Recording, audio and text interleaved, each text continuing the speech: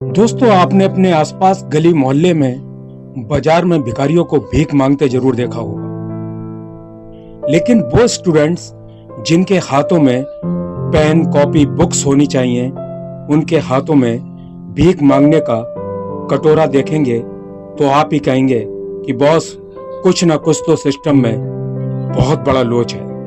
आइए बिना देरी किए हम आपको ले चलते हैं सर्वेश कुमार की रिपोर्ट पर। महात्मा ज्योतिबा फुले रोहिलखंड विश्वविद्यालय में कुलपति के खिलाफ अखिल भारतीय विद्यार्थी परिषद ने शुरू किया आंदोलन।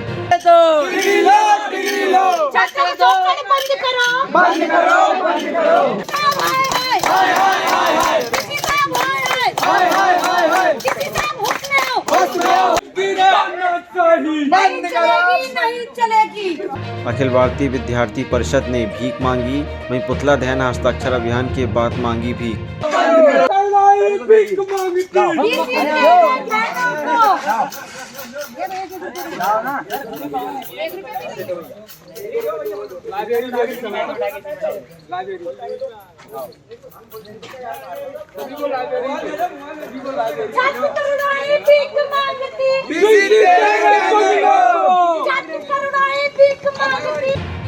यूनिवर्सिटी में हर काम के लिए रिश्वत ली जाती है, ऐसा आरोप अखिल भारतीय विद्यार्थी परिषद ने लगाया है।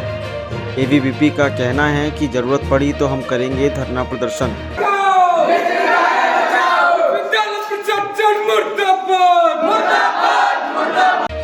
महात्मा ज्योतिबा फुले रोहिलखंड विश्वविद्यालय में इन दिनों अखिल भारतीय विद्यार्थी परिषद ने कुलपति प्रोफेसर केपी सिंह के खिलाफ मुहिम छेड़ रखी है। एबीवीपी सिलसिले भर प्रदर्शन कर रही है।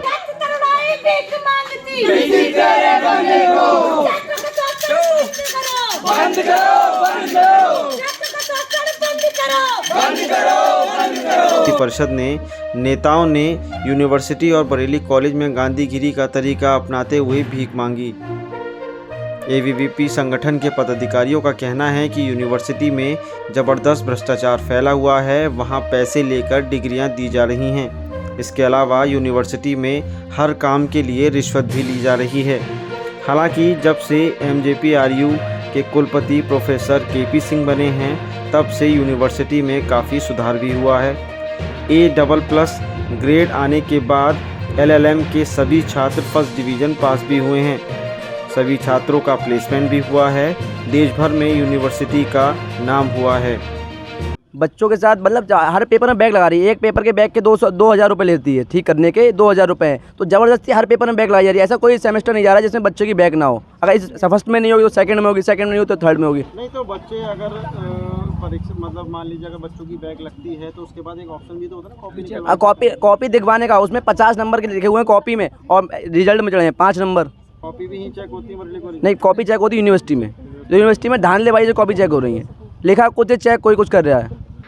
जो कुलपति हैं वो अब जो बीसी साहब हैं वो ठीक से इन्फॉर्मेशन वगैरह जैसे कभी भी टेस्ट स्टार्ट करवा देते हैं, पेपर कोई इन्फॉर्मेशन नहीं मिलती है हमें, और एडमिशन बहुत लेट हो रहे हैं और first semester wise paper start करा रखे हैं, लेकिन उसकी इन्फॉर्मेशन जल्दी से जल्दी नहीं देते हैं वो लोग।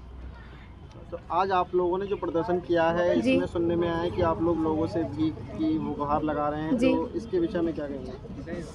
इसका विषय मैं ये कहना चाहती हूँ कि उनका ये कहना है कि उनको हर एक चीज़ के लिए पैसे चाहिए रहते हैं। फर्स्ट ऑफ ऑल उनको ये रहता है कि पैसे दो तभी हम डिग्री देंगे, और जैसे बच्चों का रिजल्ट आता है तो रिजल्ट में वो लोग 0-0 मार्क्स दे रहे हैं, ठीक से कॉपियाँ वगैरह भी चेक नहीं हो रही हैं। जैसे कि शिक्षक चुनाव कराए जा रहे हैं विश्वविद्यालय में, तो छात्र चुनाव क्यों नहीं हो रहे हैं? जैसे कि वीसी साहब के लिए हम आज भीख मांग रहे हैं। वीसी साहब डिग्रियां पैसों में बेच रहे हैं। अब वीसी साहब अपने घर, मकान, बंगला के लिए, उनके लिए हम जेवर के लिए पैसे इकट्ठा कर रहे हैं।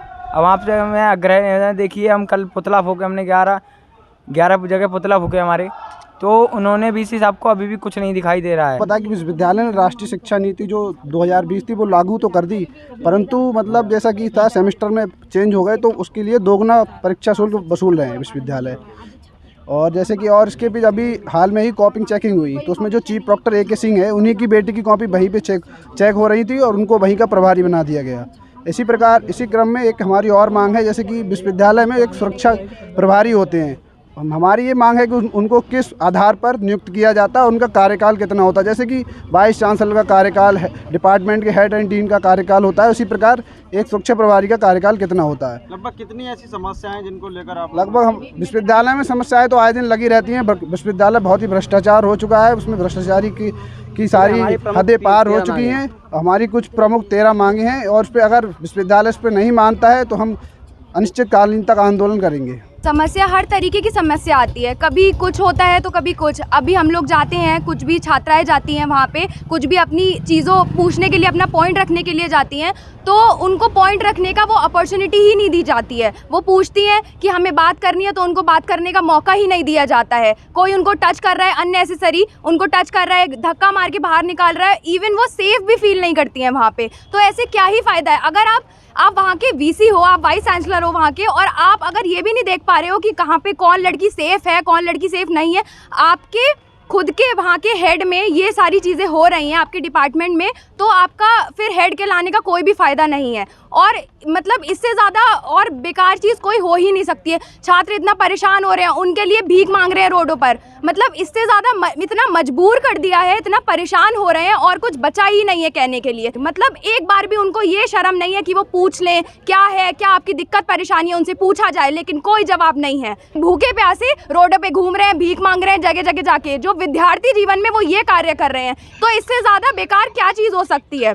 तो मैं बस यही कहना चाहूँगी कि काश उनके समझ में आ जाए। और अगर हम लोगों को धरना प्रदर्शन करना पड़ेगा, अगर हम लोगों को भूखे प्यासे बैठना पड़ेगा धरने पे, तो हम वो भी बैठेंगे। हम लोग इसीलिए प्रदर्शन कर रहे हैं क्योंकि जो कुलपति हैं उन्होंने छात्रों का जीवन बहुत संकट में डाल रखा है।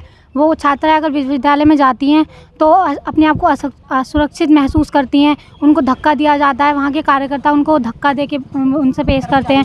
कर्मचारियाँ रिज़ल्ट लेट आ रहा है